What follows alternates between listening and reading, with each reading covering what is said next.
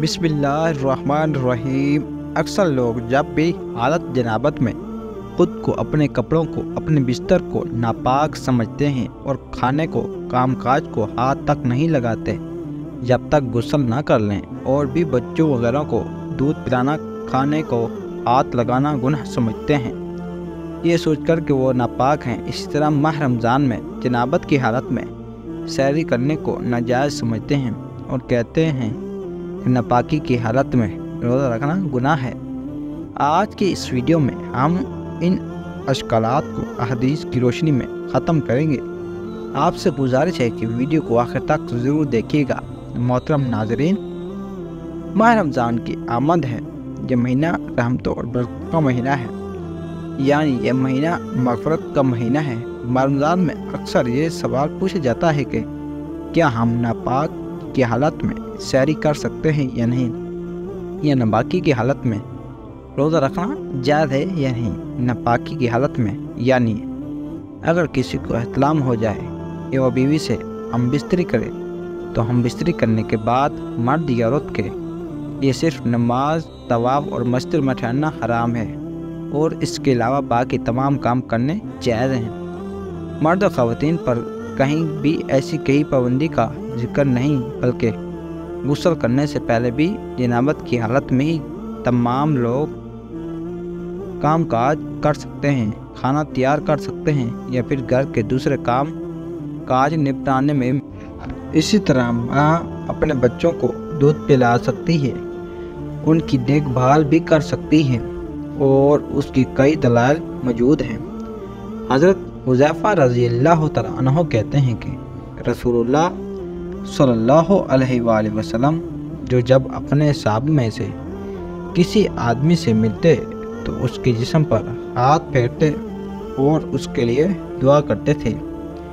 एक दिन सुबह के वक्त आप सल्लल्लाहु अलैहि वसल्लम को देखकर मैं कतरा गया। फिर आप सल्लल्लाहु अलैहि वसल्लम के पास उस वक्त आया जब दिन चढ़ आया, तो आप अलैहिस्सलाम ने फरमाया, मैंने तुम्हें देखा तो तुम मुझसे कतरा गए। मैंने अर्ज़ किया कि या रसूलल्लाह, मैं उस वक्त जिमनी था, मुझे अंदेशा हुआ कि कहीं आप मुझ पर हाथ न फेरें। तो रसूलुल्लाह सल्लल्लाहु अलैहि वसल्लम ने फरमाया, मुसलमान नापाक नहीं होता। उस हदीस पाक से साबित हुआ कि जनाबत, हैज़ और बोल बराज से इंसान नमाज वगैरह के काबिल नहीं रहता। ये मग़वी पालिती है। ज़ाहिरन इंसान खुसूस मुसलमान पाक रहता है। बड़ा हालात में इससे मिलना जुलना, उसके साथ खाना पीना, उसका हर किस्म के काम काज करना जायज़ है, कोई फ़र्क नहीं पड़ता। उसका छोटा या जा सकता है, वो किसी चीज़ में हाथ डाल दे, यानी मसलन पानी वगैरह में, और हाथ को ज़हरी इजाज़त भी ना लगी हो, तो वो चीज़ पाक रहेगी। अब आते हैं अपने मौजू की तरफ। क्या नापाकी की हालत में सैरी कर सकते हैं या नहीं? तो जवाब उसका ये है कि जिस तरह नापाकी की हालत में खाना पकाना, एक दूसरे से हाथ मिलाना जायज़ है, इसी तरह नापाकी की हालत में सैरी करना भी जायज़ है। हज़रत अबू बकर अब्दुर्रहमान रज़ियल्लाहु तआला अन्हु से रिवायत है कि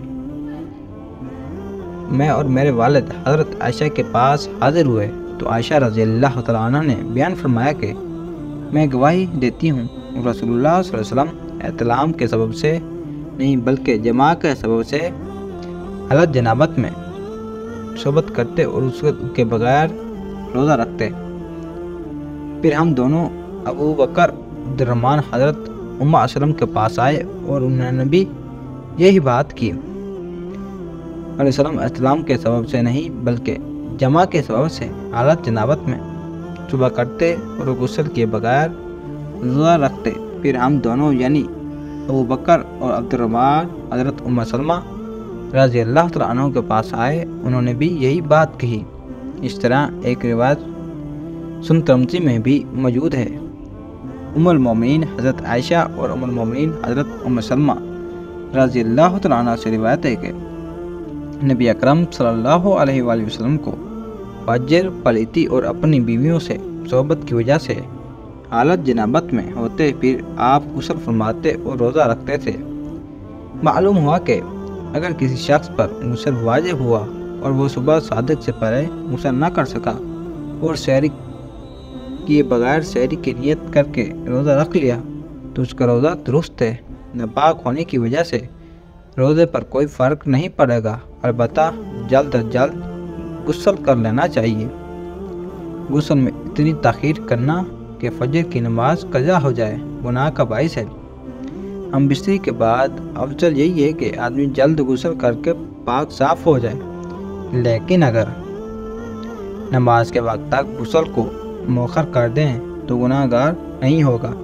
البتہ فجر تک غسل مؤخر کرنے کی صورت میں اگر ہم بستری کے بعد سونا ہو تو بہتر یہ ہے کہ آدمی استنجا اور وضو کر لے، پھر سو جائے اور پھر بیدار ہو کر غسل کر لے۔ چنانچہ مشکوہ شریف کی روایت میں ہے کہ حضرت عمر فاروق رضی اللہ تعالیٰ عنہ سرکار دو عالم صلی اللہ علیہ وآلہ وسلم سے عرض کیا کہ مجھے رات کو جنابت لاحق ہوتی ہے، یعنی احترام یا جمع سے غسل واجب ہوتا ہے۔ آپ صلی اللہ علیہ وسلم نے فرمایا کہ اسی وقت وضو کر کے وضو کو دھو کر سو جایا کرو۔ ظاہر حق میں ہے کہ یہ وضو کرنا جنبے کے سونے کے لیے طہارت ہے، یعنی جبنی وضو کر کے سویا تو گویا وہ پاک سویا، لہذا اس حدیث سے معلوم ہوا کہ جسے رات کو احتلام ہو جائے یا جماعت سے فراغت ہو، اس کے بعد سونے کا ارادہ بوجہ کسی ضرورت بے وقت غسل جنابت میں تاخیر کا خیال ہو تو ایسی شکل میں اجنبی کا وضو کر لینا سنت ہے۔ اتنی بات اور سمجھ لیجئے کہ حدیث تو یہ معلوم ہوتا ہے کہ کسی صورت میں مذکورہ میں وضو کیا جائے اس کے بعد عضو تناسل کو دھویا جائے، حالانکہ ایسا نہیں ہے کہ بلکہ صحیح مسلم یہ ہے کہ پہلے عضو تناسل کو دھونا چاہیے، اس کے بعد وضو کرنا چاہیے۔ اس شکل میں حدیث کی مذکور کے بارے میں کہا جائے گا کہ یہاں وضو کرنا اس لیے مقدم کر کے ذکر کیا گیا ہے کہ وضو کا احترام اور اس کی تعظیم کا اظہار پیش نظر تھا۔ نمبر 2، حالت جنابت میں کھانا پینا، کھانا پکانا درست ہے۔ بہتر یہ ہے کہ وضو کر کے کھائیں پیے، اگر وضو کیے بغیر صرف ہاتھ منہ دھو کر کھا پی لیں تب بھی جائز ہے۔ اس طرح بچے کو دودھ پلانے کے لیے ماں کا ایک پاک ہونا ضروری نہیں، لہذا بچہ رو رہا ہو تو عورت ناپاکی کی حالت میں دودھ پلا سکتی ہے، لیکن کوشش یہ کرنی چاہیے کہ جلد از جلد غسل کر لیا جائے۔ حالت جنابت میں زیادہ دیر تک نہ رہنا چاہیے۔ اللہ حافظ۔